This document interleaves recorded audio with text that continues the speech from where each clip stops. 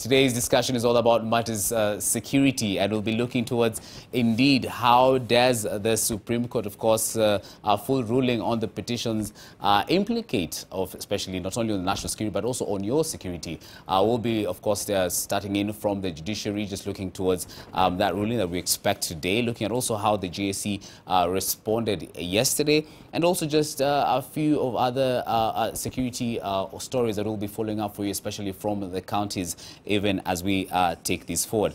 Yes, and to take this discussion on, I'd like to introduce my panel with me right here in studio. Thank you all, gentlemen, for making time for us. I'll start, of course, with my left. That's we have Dr. Simiyu Werunga, who's the director of the African Center of Security Studies. Thank you so much for joining us today. We also have Professor Midamba, who's the Vice Chancellor from KCA University. Thank you also for joining us today. And last but not least, on my left here is Anthony Wahome, who's, of course, a ballistic expert and the chairman of the National Gun Owners Association. Yes?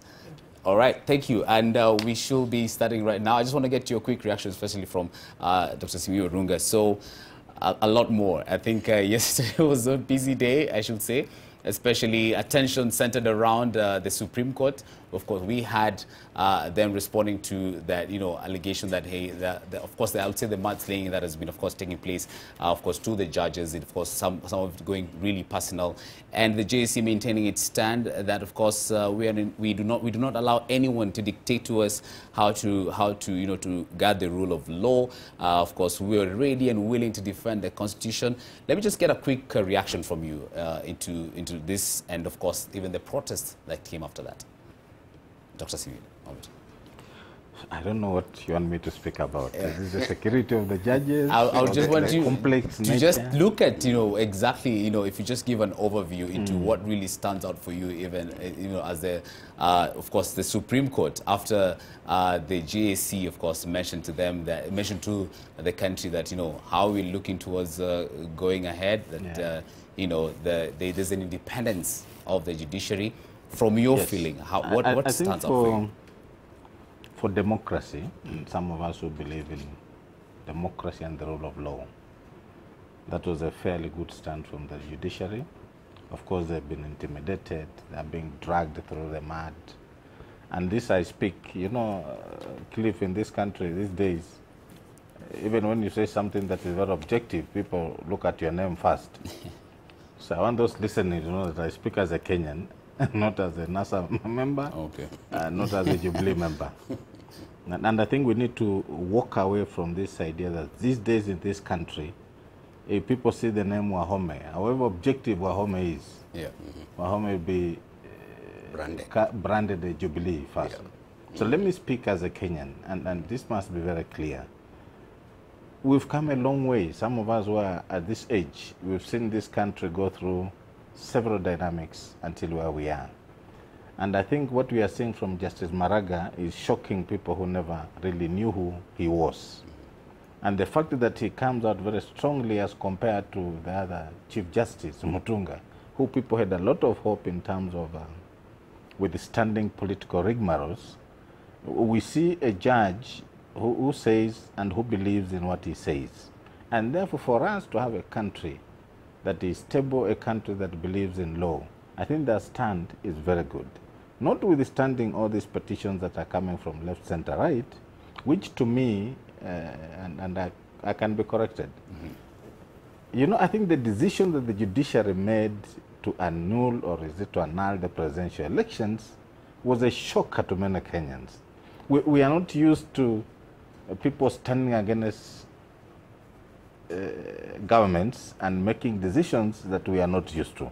So therefore, what I'm seeing with what I'm seeing around in this country, one side has refused to believe that that decision was made and the country must move on and make other decisions. One side believes this is what they were looking for and therefore we need to move forward and create another dispensation. And to me, when the Chief Justice stands there, and is a man I have a lot of regard. I may share this with the country, that in 2013, when I was assisting the judiciary on security issues, I remember Justice Maraga was in charge of petition committee or something. And he led that committee under the former Chief Justice. And that's when I knew him. I mean, we interacted twice or thrice, and I could see a person who believes in what he says and says what he believes in. And therefore, what we are seeing, and he comes out and says, the Inspector General has refused to do ABCD. Yes, we know that the judiciary has a segment of AP police officers. Actually, the time when I used to be there, it used to be under Chief Inspector.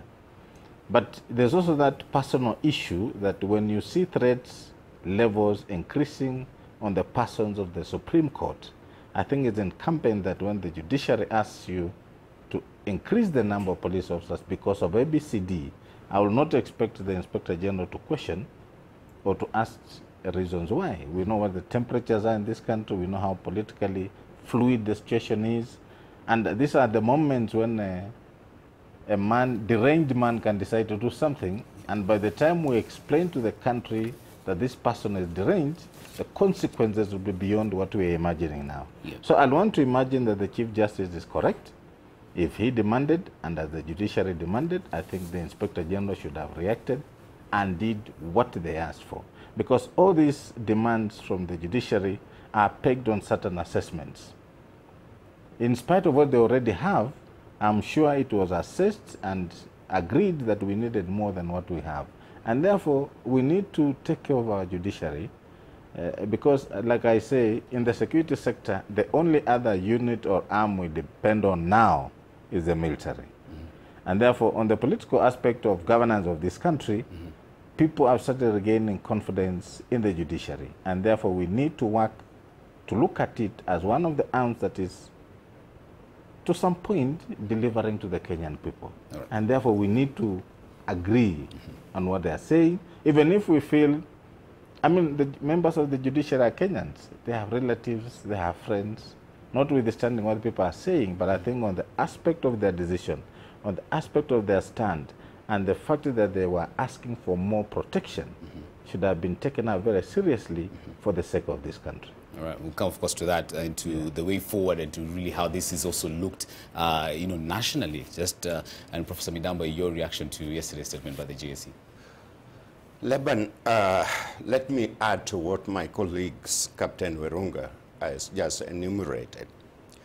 First of all, Sir Winston Churchill once said that democracy is the worst form of government, except others that have been tried.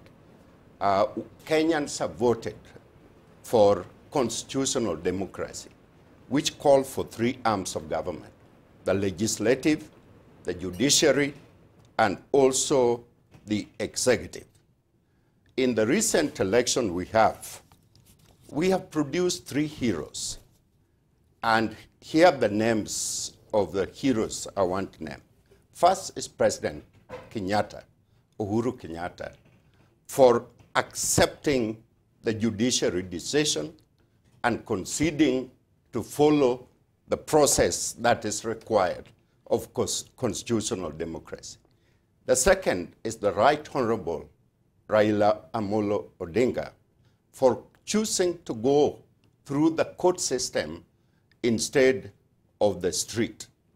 And lastly is Judge Maraga for being the first African to preside over a landmark historical decision that is not only going to impact this continent, but beyond this continent. So here's my thing. Any election that we have, in order to meet that threshold, must be free, fair, and credible. No more, no less. And our democracy effort has been significantly enhanced as a result of what has happened. Let us know that our country must be fast, must be bigger than every single one of us. I'm the head of the second largest private university in the country with roughly about 16,000. I have faculty, staff, and students on my hand, which I guide on a day-to-day basis. And I remind them I remind every one of them that my country, my tribe is Kenya, and my country is Kenya.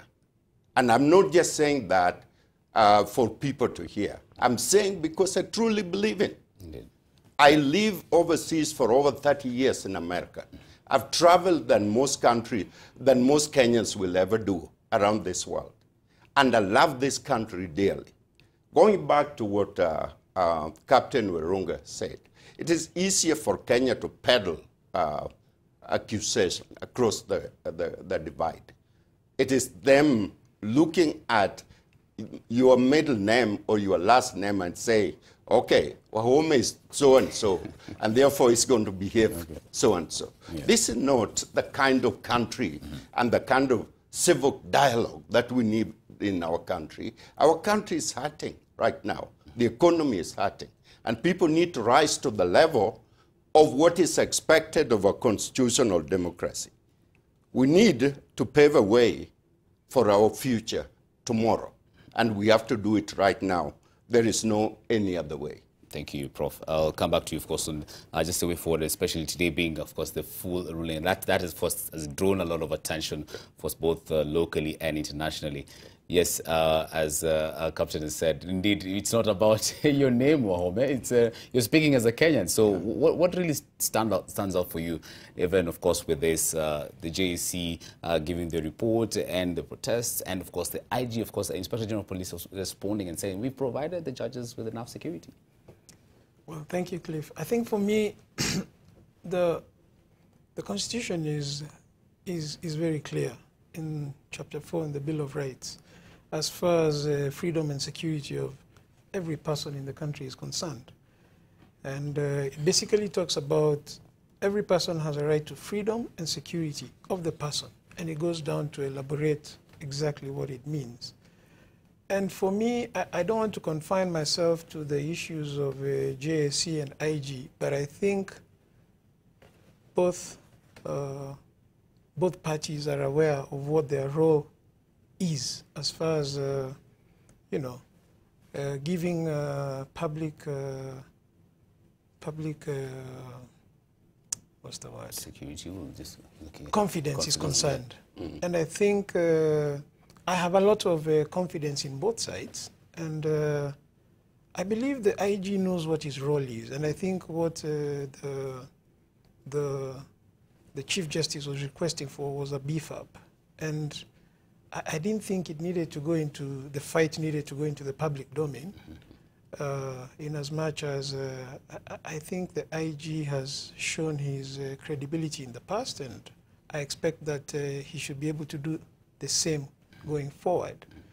But I think for me, as a citizen of this country, as a law-abiding citizen of this country, and I think I speak for most of us when I say that all we want to see is the institutions of the country working.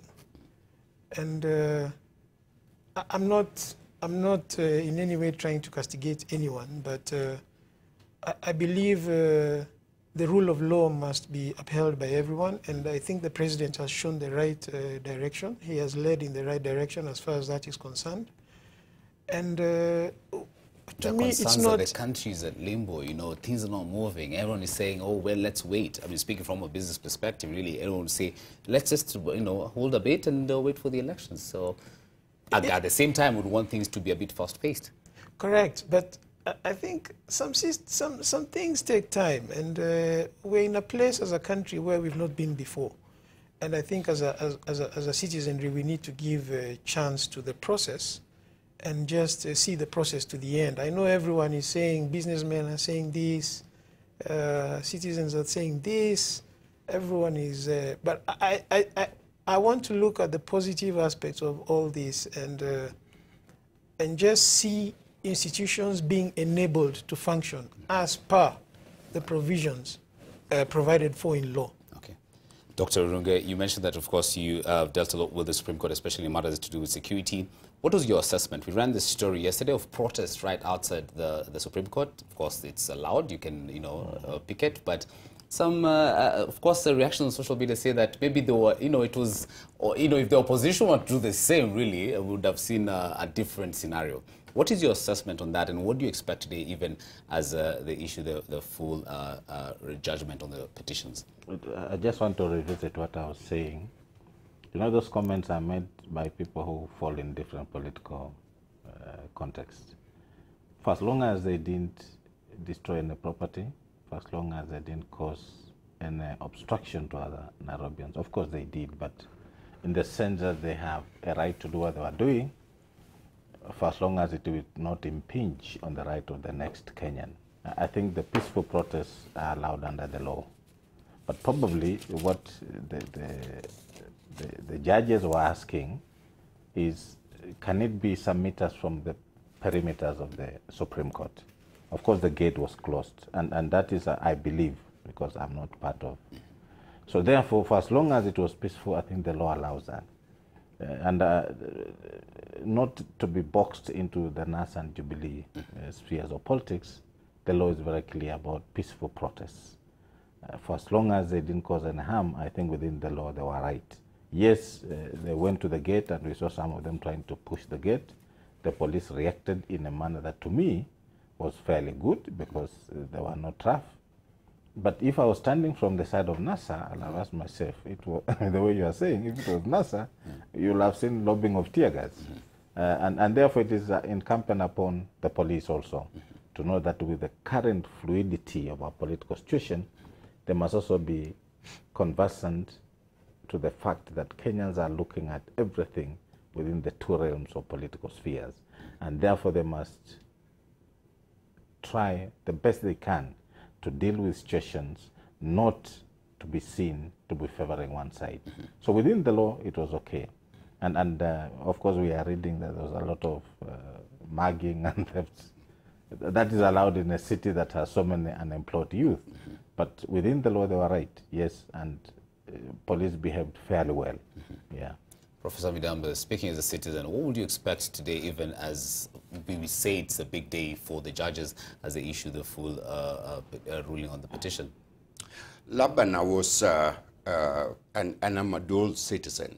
I vote both in America and here. So I want you to know. We came very close to the to similar situation in America between George Bush and Al Gore. And there was an encore. We are waiting, we are waiting, we are waiting, and citizens are patiently waiting. And then, of course, recently you saw the Clinton-Trump situation. The thing that most of us as citizens need to know is, yes, we have a right to protest. This is allowed in our Constitution. But we are in a very sensitive time. And therefore, leaders like the governors, like MPs, like all other leaders, need to be very sensitive to the fact that majority of our citizens are not literate. They're not educated about the process of what we are about to deal with. And therefore, they need to choose and pick their words very carefully when they're talking to group. Because what they can do is simply make the situation intolerable, such that the law enforcement agencies will not be able to deal with an angry citizen for one reason or another. These people are protesting for many reasons. There are people who are unemployed. The economy is taking downturn. Tourism are at a hold. Investment is at a hold. Our country is crying for stability and sensitivity and rationality of every leader, of every one of us when we speak in the public like we are doing. Right. And everyone needs to heed to that. True.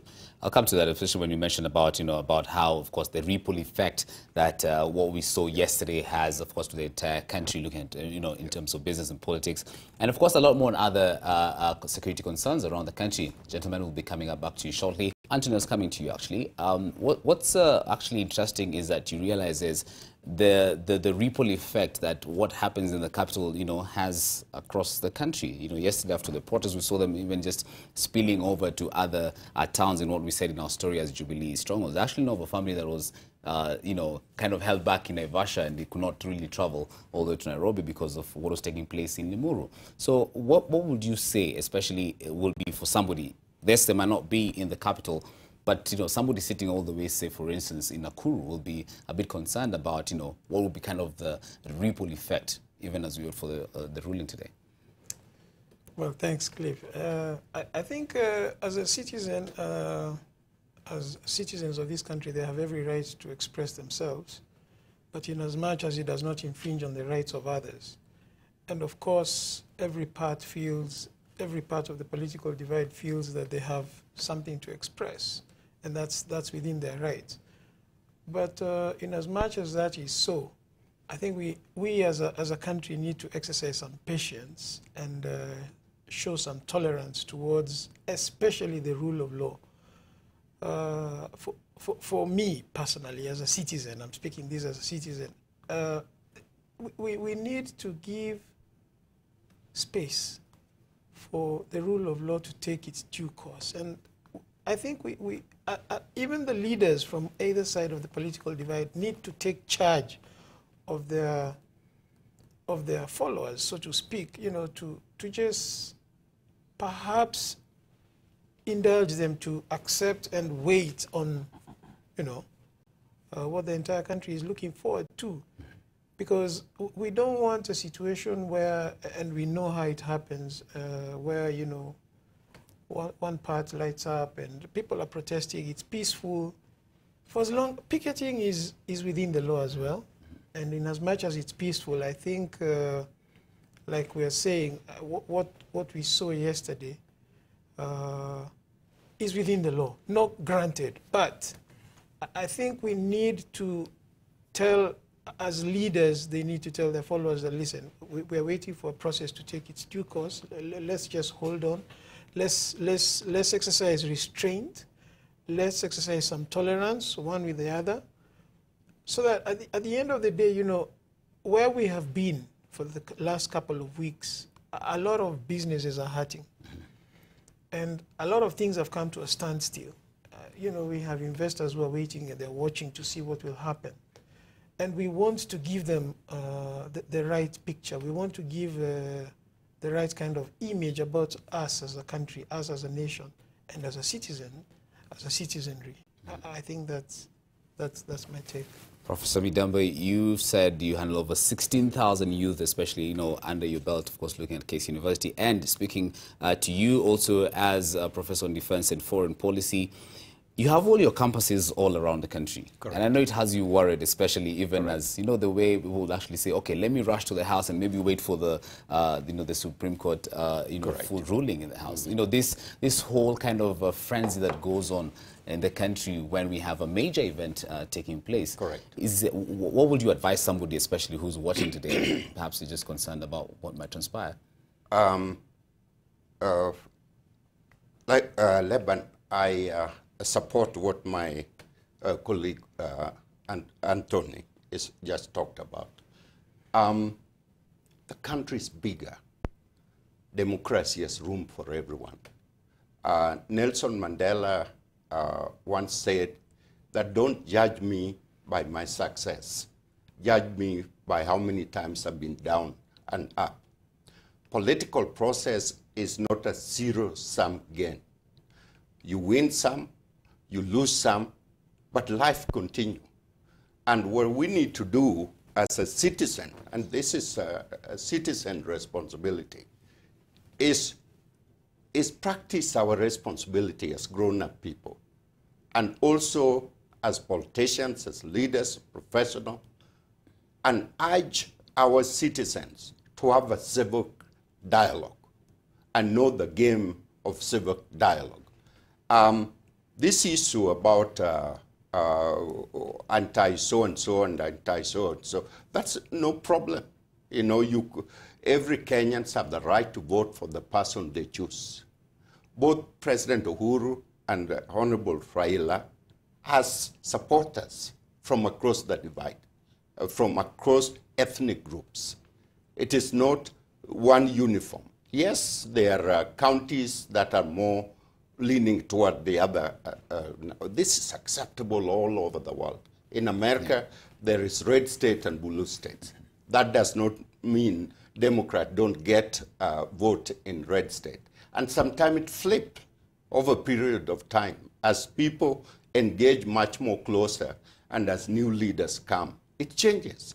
There was a massive demonstration in Germany recently during the forum.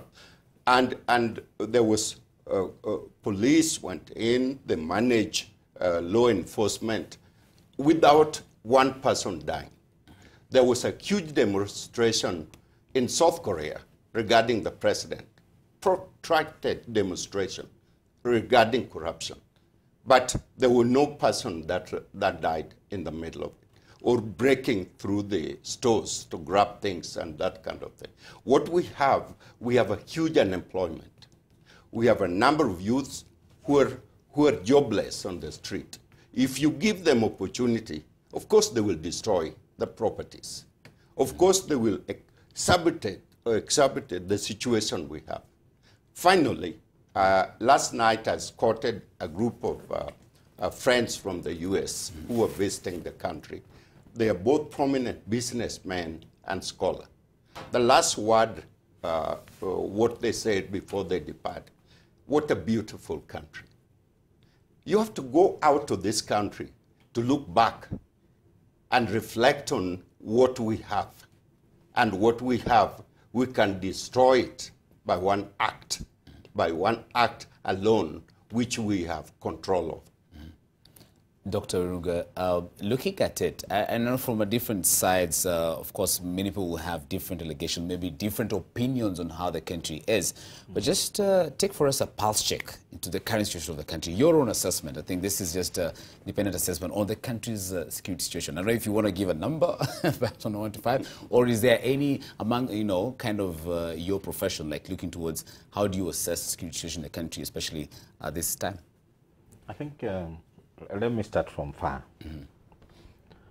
Any great country, and history has told us, must go through some destruction, whether political destruction, whether civil war. They always emerge from ashes. Now, how you contextualize what the ashes is really up to you. But any great nation on earth, even the empires, used to emerge from ashes. Some of us who are privileged to travel the world, and Africa in particular, Cliff, yes, you realize how far Kenya is as a country. And I'm telling you this, you'll be shocked.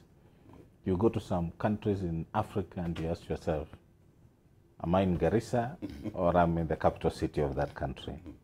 And therefore, my belief is that democracy is expensive.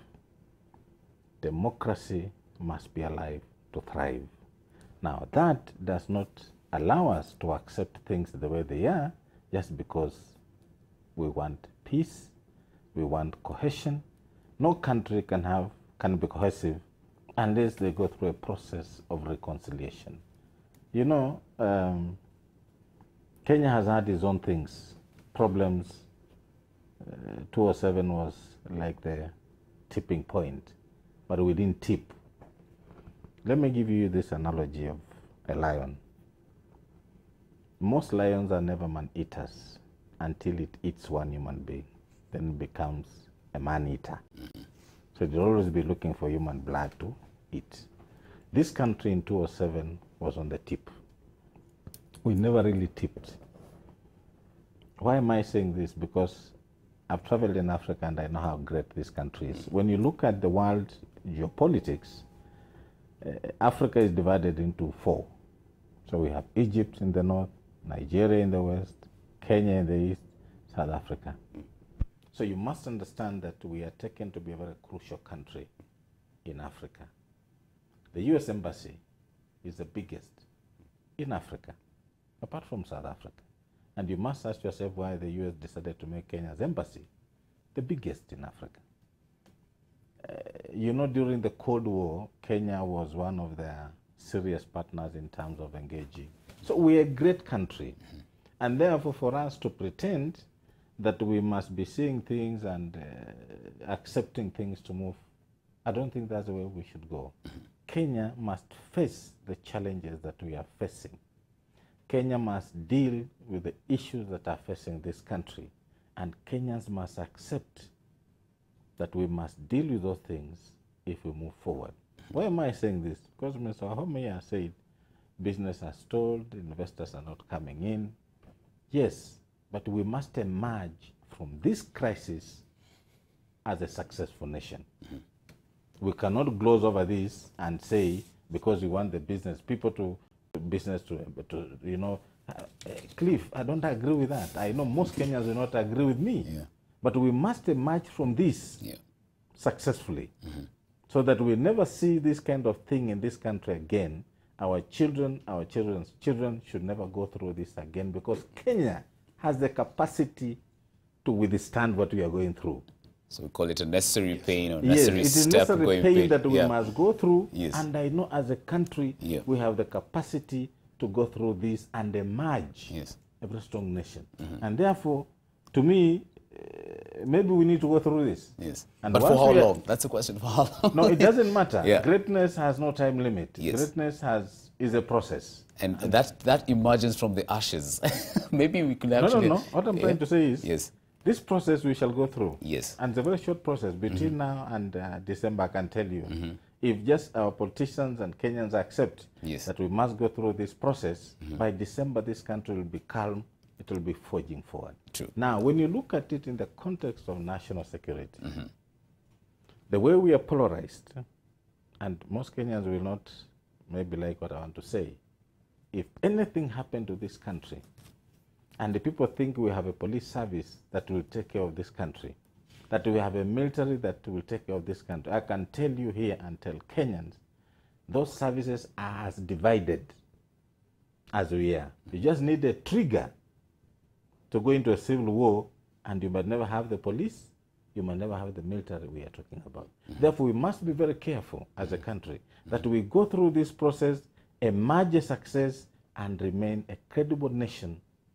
in Africa and in the world of nations. All right. I'm going to come to you, Professor Midamba. Anthony, I don't know if you want to react to that, especially being a ballistics expert, and of course, you know, having that experience in the disciplined forces. Maybe the divisions among the security personnel is not quite seen in the public fore. Well, I want to just agree with what my senior, Dr.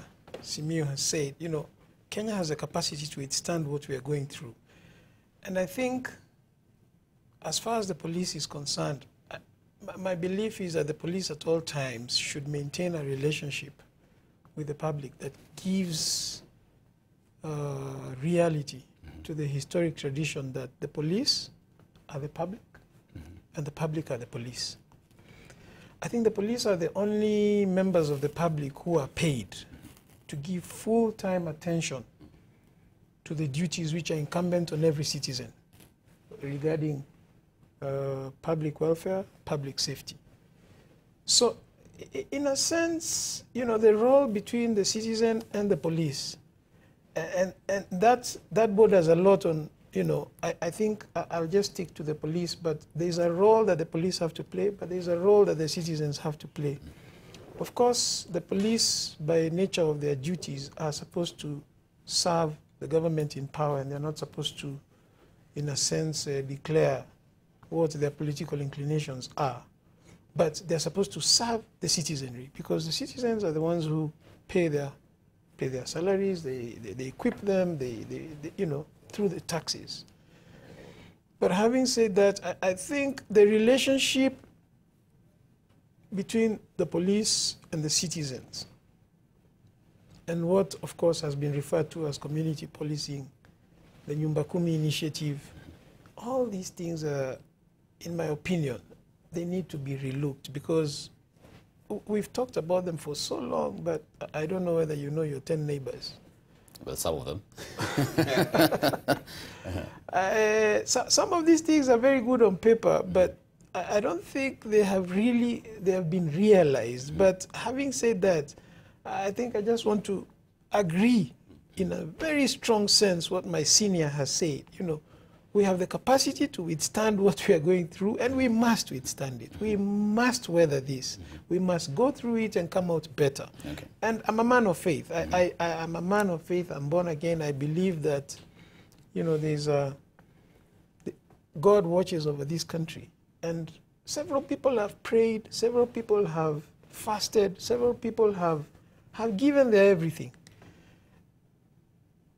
But in as much as we do all these things, I think even as a believing nation, whether you're a Muslim, you're a Christian, your faith needs to be evident.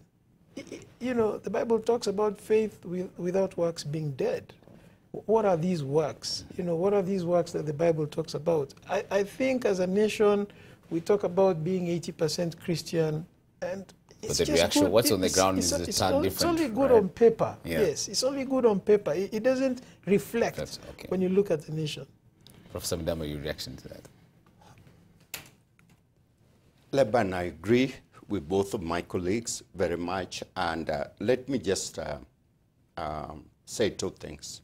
First, last month I was on a plane with a young lady from Kiambu, was going to CIF for church missionary program.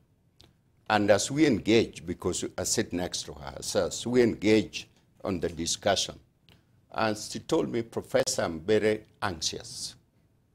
And I say, why? Because I'm going to CIF, and I've never been there before. And I said, but why are you anxious? And she said, I'm a Kikuyu, and I don't know how the Luo people will treat me. And so I had a long discussion with her, and I recommended first that she feel proud to be a Kenyan, and speak like Kenyans, and act like Kenya, and believe that she can live and do business and go to church at any part of Kenya. Well, and I said, now you go and experience, and here's my number, return and call me what you experience. And the lady called me right away when she returned and said, Prof, you are right. I was treated like a queen. I felt so comfortable in there than I do in my own community. You know, what's amazing is that these places that perhaps, you know, Kenyans would fear visiting are actually indeed for tourists very beautiful. You mentioned about having tourists. The tourists come from overseas and say how wonderful it is. But you Kenyan is afraid to go to another place because, you know, how I'm going to be treated. The issue is, okay, and the fact is, there are only two tribes in Kenya. They're the have and the have not. You know, Wahome, Captain Werunga, and myself can communicate in a different level. Those folks that are downtrodden, that live in an unworthy situation for human being, they're all speaking the same language. And our job in the country is to try to close that gap so that every Kenyan can have hope and opportunity to move ahead. But we are not going to achieve it by tearing each other based on tribe and political inclination and selfish, purely selfish purpose. When Uhuru win, I will get this. When Raila win, I will get this. What about the country? Indeed. So let's deeply soul search, reflect back on what we are all about, and ask a question, where are we going as a country? Thank you very much, Prof. Just shifting gears right now, especially to our viewers who are just joining us. We're just looking at matter security in the country, of course, just beginning in from the strong statement from the Judicial Service Commission, just insisting and saying that the independent institution, looking at how that has had a ripple effect to the country, and of course, just how even you yourself as a citizen can keep on standing on guard. Now, let's try to shift gears and just talk a bit further right now. Still on matter security, but you know, recently looking at civilian security and just to kind of refresh our memories into what has been happening in the recent past. We've been beginning with, of course, This bizarre incident in Nairobi where we had a police officer who engaged in a shooting incident right here in the Central Business District in Nairobi. And just to refresh your memory, let's take a look at the story and then we'll discuss that after this. 8 p.m. on Monday evening at this cyber cafe known as Weblink along Tomboya Street is where 23-year-old Anne Wanjohi met her death. It was after an argument between her and police constable Simon Jorogenjau. Eyewitnesses say the officer had been to the cyber earlier twice, where his alleged girlfriend was working as an attendant and demanded to talk to her. She refused since she was attending to a client. He left the premises, but he reportedly sent life-threatening message to Anne. The witness claimed the two had known each other for barely 2 months. After less than 10 minutes, the suspect Simon came back as Anne was preparing to leave for home, and she did not want to listen to him. He said to have been infuriated and stormed into the cyber cafe while cocking his gun ready to shoot. Kuongea na yeye mtu akaingia akasema umesema nikuje nikupige risasi. He cocked, akamwekelea akampiga. Sasa mimi kuona hivyo niliruka. Na nikakuwa nishatoka nikaevacuate juu alikuwa anasema nitakuua. Her distraught mother, who was at the door waiting for Anne so that they could go home, also heard the gunshots. Sijui alipitia wapi, sikumuona akikuja, akaingia huko, nikasikia tua. Mimi nikaanguka tu, nikafaint. Nikakaa alafu nikaamka. Saa nikiamka nikaona ana inua kichwa. Nikasema huyu hawezi hajakufa, hebu mimi nimuue tu, nimmalize. Lakini watu wakanishika tu. Anne's father is still coming to terms with the reality and finality of this tragic death of his daughter. Lazima ukiwa mzazi lakini usikie mbaya kwa njia kutoa mtoto ukiwa mdogo mpaka saa hii. Hiyo ni uchungu. A pistol and 10 bullets were recovered from the scene. The deceased had 5 bullet wounds on her body. The family told NTV that their daughter had turned down the officer's marriage proposal and she intended to break up with him. Sasa huyo mtoto wangu akaniambia mama, hebu ambia huyu mimi simpendi na umwambie mimi sio mwanamke tu, atafute mwanamke mwingine aoe. Nairobi County Commander Japheth Kome has said that the officer will be charged with murder once he's out of the hospital. Steve Juma, NTV. Now, Dr. Werunga, that's quite worrying because the institutions also say the officers who are meant to protect the civilians are engaging in, I'll say, first of all, responsible use of firearm, of course, even sending chilling threats to the citizenry. First, what's your reaction to that story? And I think, especially from a security angle. One, I shudder for the fact that this officer belongs to the presidential escort. And this kind of psychology makes me ask questions. How are officers profiled for them to be given positions in certain very crucial assignments? I mean, I'm first speaking about this officer, if I talk generally. Yeah, that's fine. Yeah. Because what I understand from the military, for example, when you are in training, by the time you graduate cliff, the trainers will have known where you belong. And that's why you find when you are being posted, we call it posting, you'll find yourself in ordnance, you'll find yourself in artillery, you'll find yourself as a pilot. And then eventually, as you grow in the military, you now start changing yourself. But the posting is based on how they have profiled you as a trainee. So the question I'm asking, this kind of mentor cases, how do they find themselves next to a president as a member of presidential escort team? So to me, that is a failure on the part of the police service, that they must have come up with certain parameters to establish how officers are posted when they come out of training. Maybe he'll speak more on that. But this speaks a lot on our on our profiling as recruits in the police service. Because when you come out, when people say this one should go to, I remember those days, I don't know what has changed, you'll find that the officers will go in training as police officers. Then there are those who will be picked to join GSU. And they'll be picked because of how they behave during the training.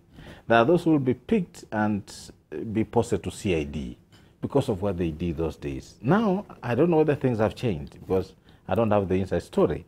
But Laban, this speaks a lot to how our police service engages itself. No. And I want to tie this to the story of Uhuru Camp. If a fellow can stay in Uhuru Camp for 6 months and he is with fellow, in quotes, fellow police officers, and they cannot determine, even one-on-one, that this could not be one of us, that speaks volumes about our police service. And therefore, going forward, I will urge the National Police Service and the Inspector General to start coming up with serious criteria on how officers are posted, how officers are allocated duties, and how officers are deployed. And then lastly, how does this officer, who is a member of the Presidential Guard, I hope I'm right, yes, was a member of the Presidential Guard, yes. How does he walk back to the camp, go pick a gun, and is out on duty, and come back and shoot a Kenyan in the streets of Nairobi? So therefore, gun handling also is an issue in the police service. And we've had cases, Cliff, where you've had a police officer quarrels with people in a bar, he walks out, he comes back with a gun to terrorize Kenyans or shoot them. So those 4 things I've just mentioned speaks a lot on how our police service should engage itself. And let me tell you this, it's a serious issue. You know, in this country, Kenyans are dying and we move on. In any country, a death of a citizen is taken very seriously, both by politicians, the police service itself, and the leadership of the country. But in this country today, people are shot left, center, right, we move on. The story of Madare, we've forgotten. That small girl. The child who was globad, we've forgotten. Because in this country, for some reasons, I don't know what we are. But we don't care. What else? Yeah. So it's very important, Cliff. Yes. And I hope people are listening because we must start interrogating our security services so that as we emerge as a great nation, we must also have a service that is commensurate to our expectations as Kenyans and to the services that we expect from them. Prof, you know why this is chilling? Is because, you know, the police officers are meant, I mean, in fact, call of duty to protect life and property. But here we're seeing a destruction of what they're meant to protect. Well, Laban, police are human beings, number one. They wake up in the morning, sometime in a cheerful mood, or sometime not in a cheerful mood, depending on circumstance, what happened. But from my colleague here, Werunga, and what he has enumerated, you know, each of the profession requires certain kind of responsibility, whether you are a surgeon, or whether you are a policeman, or whether you are a teacher, there's certain kind of responsibility and training required for you to sustain what you are doing. And what Captain Werunga is saying is these people are trained and profiled in a certain ways. But the question goes, how often do these people go through psychological training or psychological counseling to determine if they can sustain the kind of rigors required for them to do? Because having a gun is easy, but having a gun and handling a gun requires certain responsibility. And for God's sake, the president escort, that's how close this person is. Why was this not predicted? Why is there no question raised about this particular individual? Because people break up, spouses, divorce happen every day. But to take a gun and kill somebody because the person rejects you, there must be more stories about it than what we know. Great. Your reaction to that, Wahome, and I'm going to come to also what you do as the National Gun Owners Association, not only especially also the discipline service, but also among the civilians. But your reaction to that story. Okay, thank you, Laban. First, my condolences to the family of Anne. I think it was a very tragic incident, very unfortunate, in my opinion. And more so because the person who caused her death, according to what, I believe it's a matter of investigation, but the person who caused her death is a person who is actually entrusted by law to protect civilians. And it's unfortunate that, as my seniors have said, we are getting far too many incidents involving unlawful use of firearms, both among the police service and also among civilians. But having said that, perhaps this is where I should introduce the issue of the National Gun Owners Association, which I'm part of and which I happen to be chairman. As an association, we have a membership of around 600 people, 600 licensed firearm owners. And the reason why actually we formed the association was because the government, when you apply for a firearm, they'll take you through the vetting process and then they'll issue you with a firearm certificate. And that's it. So you go to a firearm shop, a firearm dealer, you buy a weapon, and you go. And we thought, there's a gap because handling a weapon is not an everyday thing. Obviously, we felt the need to form an association of licensed firearm owners where we can train people on proficiency, competency, so that at the end of the day, they become an asset to public safety. A person who is not trained in the responsible use of a weapon is actually a liability. And so we formed the association, and of course we have... talking about that, just hold on, I'm going to come back to you just now. You said it's 600 registered members. Yes. But according to records, there are over 10,000, government records, there are over 10,000 licensed firearm owners in the country. And I'm going to ask kindly our colleague Mark there to just play for you a bit of pictures we got from the National Gun Owners Association, even as we go along, as we get onto those details. So just speak over it. So how is that we have 10,000 licensed, but again, you only have 600 of them under your belt who you're training? Thank you, Laban. Of course, membership to our association is voluntary. You're not forced to become a member. And of course, it's not by law that you must become a member. It's not like, practicing law in this country. You have to be a member of the Law Society of Kenya. For you to be a teacher, you have to be a member of the Teacher Service Commission. But, I think it's one of those areas which is still is still developing. As you know, for the longest time, and this is purely historical, after independence, the people who, were licensed to own firearms were, the Europeans, the Asians, Arabs, and I think towards the end of the 60s, that's when we got the first Africans getting firearms. And for a long time, it's just been going on like that. There has been no formality as much as training proficiency to licensed firearm owners is concerned. And that's why we felt the need to come in. Much as we are only 600, I must say that we are doing our best to try and get everyone into the association, not for any other reason. The only reason why we do it is because we feel the need. You can imagine, for you to get a driver's license, you actually have to go through, you have to go through a driving school, you have to be trained, and then you go for a test before you're actually allowed to drive.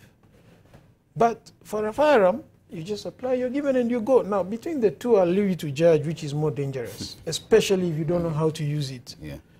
A firearm, thank God that, the situation in Kenya is that we have very few. 10,000 out of a population of 42 million is a very small percentage. But you realize more and more Kenyans are applying for firearms, and more Kenyans may be given the opportunity to own firearms. And that's why we felt as an association we need to create some sense of order. And for us, it's all about proficiency and competency.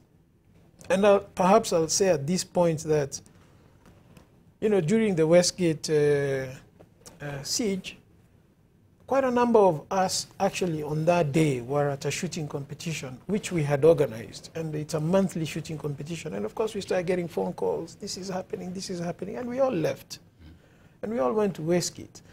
Now, if you're not proficient in the use of firearms, one, you will not go. You will say, that's none of my business. There's a police force after all. Let them do their thing. But in as much as you're confident in the use of your weapon, I believe you become an asset to public safety. And that's the whole point. Most of the people who are accosted by gangsters, by carjackers, and they do absolutely nothing, and they come and report that, you know, my firearm was stolen. So you wonder, what happened? Oh, this person stopped you, okay. You saw him stopping you, okay. So why didn't you do anything?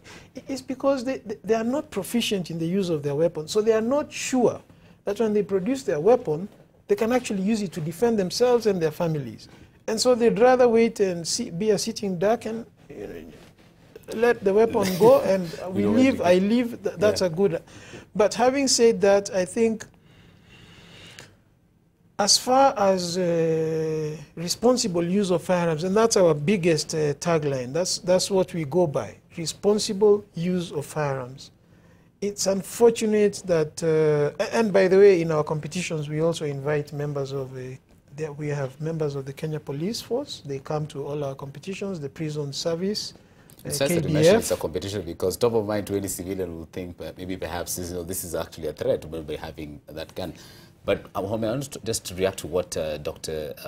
Simiyu said. Ideally, this is just looking towards, you know, the state of mind. Because I realize, you know, it's one thing to have a weapon, but what's the state of mind? And I know viewers can see live pictures into one of your training sessions that, you know, goes on. But before you even just get that weaponry, like, you know, what goes on, or do you even just assess, you know, how this person is? Or perhaps they'll be out in a drinking spree and maybe go and point a gun towards, you know, their threat or one of their enemies. Correct. I think, you want to react to that? Okay. Maybe it's being polite. Let me tell you this, and this is, people need to know this. Owning a gun in this country has become a business. Am I right? Yeah. I'm asking him. Well, maybe for the firearm dealers. Has it? Now, people claim to pay money to be given the license to own a gun. These are facts. Of course, if somebody takes me to court, I cannot justify. But these are talks everywhere. So the fact that this thing moved from being a necessity for personal protection into a sort of business because of corruption cannot go through what he's saying. Because in any country, we have systems and parameters for you to own a gun. I remember, most Kenyans don't know that my father was once a senior police officer. For you to have a gun, even after you've retired from he was in the then special branch, they will come and inspect your house. They will come and see where you are going to put your gun for safety. They'll be inspecting that thing twice per year. You'll be taking your gun for inspection, usage. You know, those were things that were put in place to ensure that people do not misuse the gun. And number two, you don't get children picking their daddy's guns and shooting themselves. So the fellows who were in charge of issuing that certificate had a responsibility to inspect, to check, and to manage your usage of the gun. What we know in this country now, it is a business. You go discuss with an OCS, there's a process of doing that. I remember General Ali tried to stop it by making sure he's the only one at the police national level that now was to determine how to get a gun. Now we know we have a board. I don't know how they work. But if we can remove all this corruption in the process of acquiring a gun, then we stick to the rules, I think that one will change this country tremendously. That is from the civilian perspective. Sure. And you want to react about the Firearm Licensing Board, but before I come to that, Professor Midamba, I know you're itching to comment on something. No. Yeah. I'm a proud owner of 2 guns in America. I belong to the National Gun Owner Association of the United States. And most Americans are armed. They're armed to protect their families and their properties, and not to hurt anybody else. And they're armed for safety. And that is well known, well established, well accepted. In Kenya, there's fear of who owns a gun and who don't own a gun.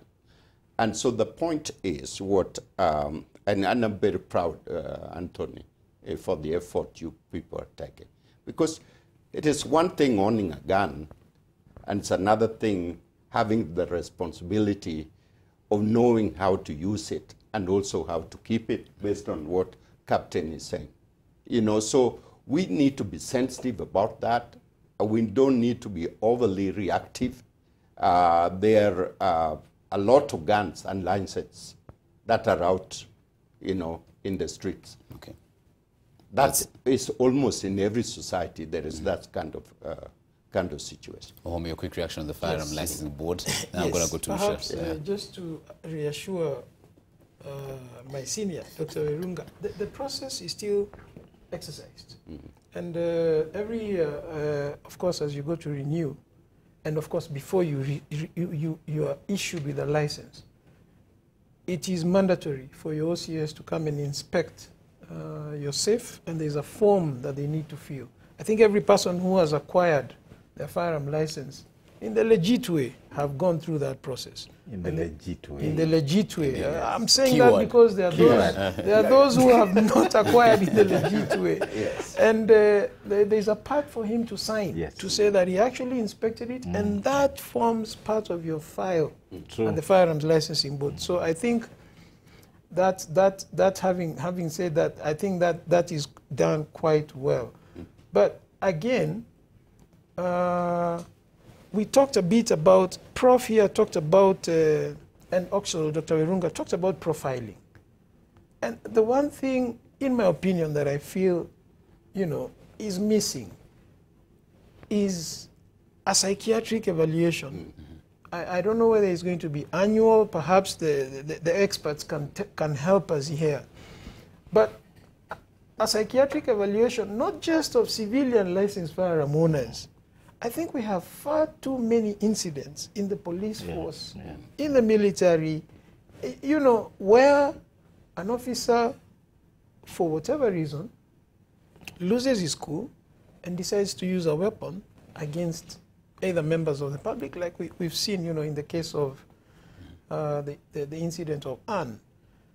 And, you know, I don't know at what point, perhaps at recruitment, because at the end of the day, the liability, I think, falls with the Inspector General and the Police Service Commission, because this is a person who has been employed under them to offer a specific service. Now, if that person is misusing the privileges, powers, and immunities given to them by law and breaking the law, more so by use of a weapon bought with taxpayers' money against the taxpayer, I think that is an issue that really needs to be revisited. And the incidents, and I keep saying, if we need to take the statistics, and you will realize that it's going up by the year.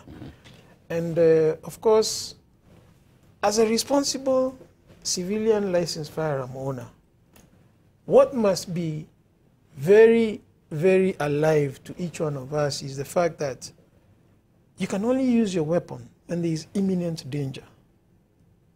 If a person comes up to me and punches me, okay, I will punch them back. And if I cannot fight them, I cannot fight Dr. Simiyu. I will run. I will use my feet. Okay? Whether or not much as I am armed, I am yes. carrying my arm, but it is not an opportunity for me to use my firearm. There is no imminent danger. Imminent danger is danger which you cannot readily or easily run away from. Yes. So we'll come back to that. Of course, let's just have a quick reaction. First, the discussion standing on guard and just looking at, what the citizenry have to do, especially, just taking caution on their security, taking it from a national approach and just going into a civilian approach. And I'm going to be taking you to Bungoma also later on just to look at it. It's not entirely guns, but also we've been having, of course, theft out there with people now wielding machetes and just using machetes across board. So, but before I take you to Bungoma, my colleague Usha, you're right on the other side with reactions online. What are the good people saying? Right, Laban, just slightly over 10 minutes to the top of the hour, and of course the comments are flowing in. Now you've just concluded speaking about the gun use, so unfortunately we don't have much of that yet because the comments are trickling in right now, but do keep your comments coming and I'd be glad to sample them. It seems the people were most interested in the topic of the statement of the Chief Justice. So I think I'll just read those ones. We have Raymond who says on Facebook, let's talk of police. They are trained and still they kill people anyhow. We also have Alan who says using proxies to attack judiciary is Uhuru Kenyatta's biggest political blunder that will ultimately send him home. We also have Nyamogo who says, let the country hurt for the sake of electoral justice. That will ensure free, fair, credible, transparent election and lasting peace. We have John Gidanga who says there is a state of anxiety, uncertainty and foreboding everywhere due to the election deadlock. The country is at a standstill. We have Francis who says demos from either camp will not help the country. Voting decisively will. We also have Nyamogo again who says the judiciary is like a Bible or the Quran that guides her children. Therefore, we should believe in an independent Kenyan judiciary. We have Machozi who says this JAP propaganda against judges will not see the light of day. Maraga is an African hero and Kenyans will protect him. We have Gogni who says that's why our wise judicious judge at Maraga defines greatness of a nation as that which fears the good Lord, that we must treasure. We also have Alan who says a truly independent judiciary is one of the strong pillars required for a nation to prosper. And finally, we have Stephen who says we claim God-fearing nation tag, but the truest religion we have is what we have in our hearts, whether they hate, love or are indifferent. That is the feedback I have managed to read. Of course, in the interest of time, I won't be able to sample all, but of course the conversation goes on online, hashtag #AMLiveNTV. That is how you can find us on Facebook, on Twitter and on Instagram. You can also use the hashtag Decision2017. Back to you, Laban. Thank you very much, Ushe. Yes, indeed. It's rightfully so. Well, people are quite keen, especially into just looking towards, what will the Supreme Court, of course, a full ruling mean today, and that, of course, the implication to the society at large. But still, just talking about standing on guard, and I know we just have a very few minutes to conclude this. Let me take you over to Bungoma, where, of course, we reported this story to you, where a gang there raped 6. Of course, that was in a village and just kind of terrorizing the county out there. We're going to take a listen to that story and just react to that with my security expert panel right here in studio. It was a spine-chilling incident that took away the innocence of a minor. Among the victims now recuperating at Bungoma West Hospital. All hailing from Wahome, Kibachenje and Watoya villages in Bumula constituency. Recounting the night horror, the victims say the attackers took advantage of the rains to carry out the heinous act, raping the 6 women in turns. Sitting room, na yule kijana mwingine akanifuata, akasema toa nguo zote. Mimi nikatoa nguo zote, nikabaki tu uchi. Nilibaki uchi, alafu yule kijana akasema enda mamaka akuangalie vile unafanana. Na mimi vile nilienda, alafu mama akashtuka. Huyo kijana akaanza kulia. Bila alianza kulia, alafu huyo kijana mwingine akampiga panga. Wote tu akapigwa na panga. Ilikuwa masaa ya mvua. Mimi nikawaambia bana, mchukue tu yenye mnataka, bora mtu waje wasimu. Nikawaambia hapana, wacha sisi wenyewe tufanye. Kumaliza hivyo wakanipiga mimi fimbo ya hapa sasa. Vile tena waliongezea hapo na mimi na silaha hapo chini, wananifunga mikono. Ndio walishamaliza kunifunga mkono wakaniforosha kichwa. Sasa wakajua mimi nimekufa. Others were wounded with multiple cuts. We've done the stitching and the necessary that is required for us as medical team to stabilize them. So as of now, we can say that they are stable.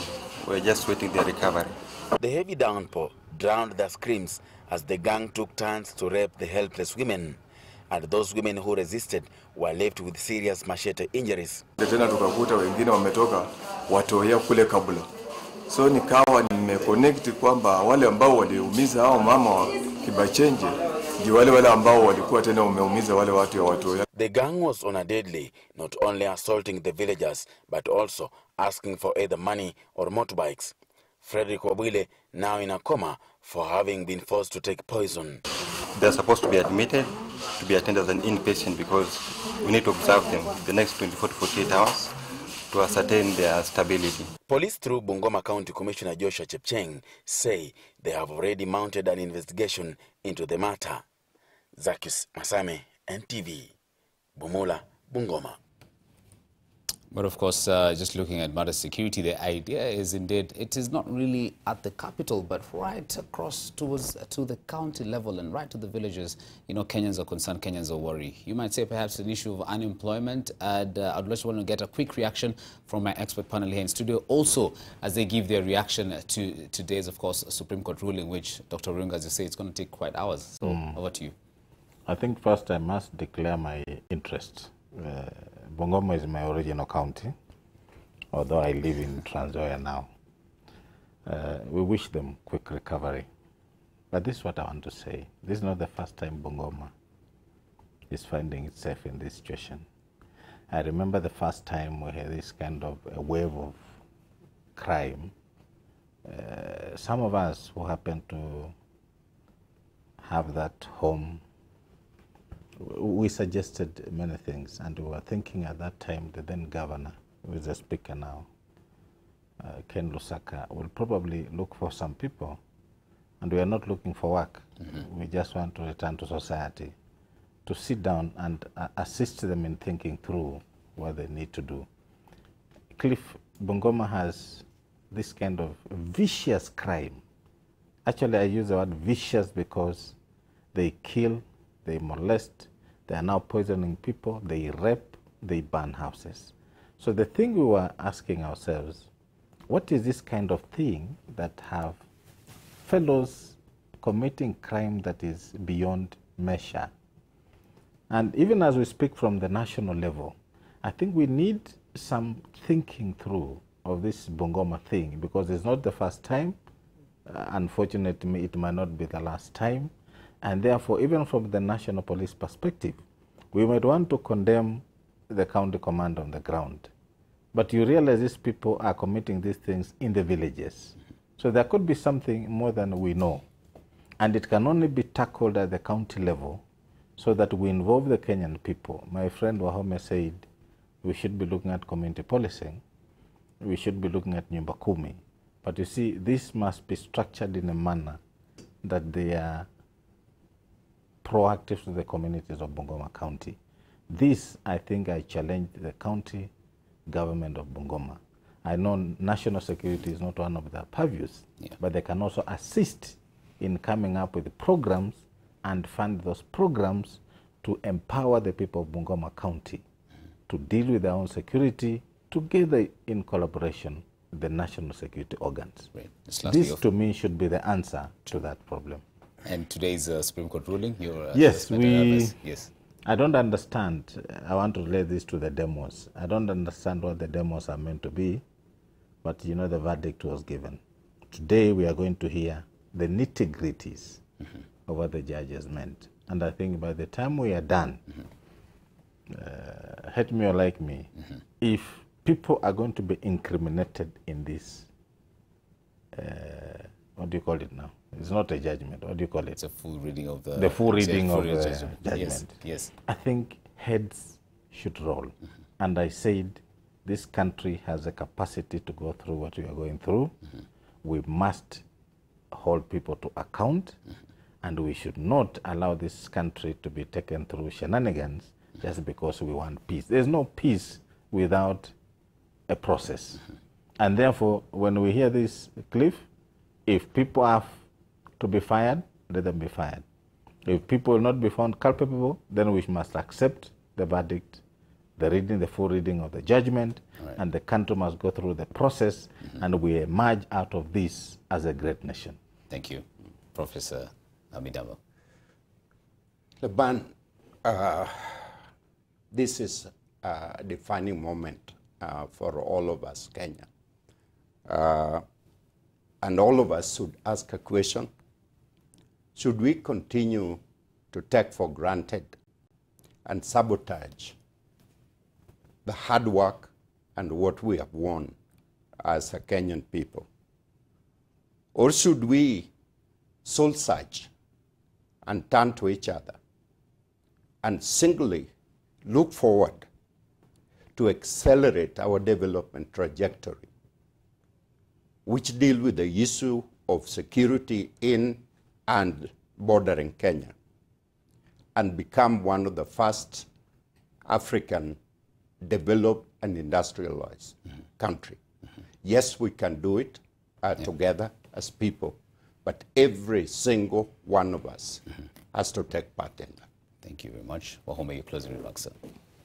Thank you, Laban. I think on the Bungoma issue, it's quite unfortunate. And like Dr. Werunga has said, it's understanding the psychology behind the crime is quite a task, because, I mean, if I'm only interested in stealing from you, I will take what I'm stealing and leave you be. Yeah. To enable you to make more money, buy more, so I can come back. But when I'm hacking and raping minors and poisoning, I think it's more than meets the eye, and it should not be treated like a common crime. And like Dr. Werunga said, you know, we've had issues in Bungoma in the past. Yeah. And I think it's a high time that the security organs worked in an interagency approach, so that it's not only the police working on this. Let's have an interagency approach on this, so that it's nipped in the bud. As far as the reading of the full judgment is concerned, I think it's a historic moment for us as a country, and I think there's nothing to fear.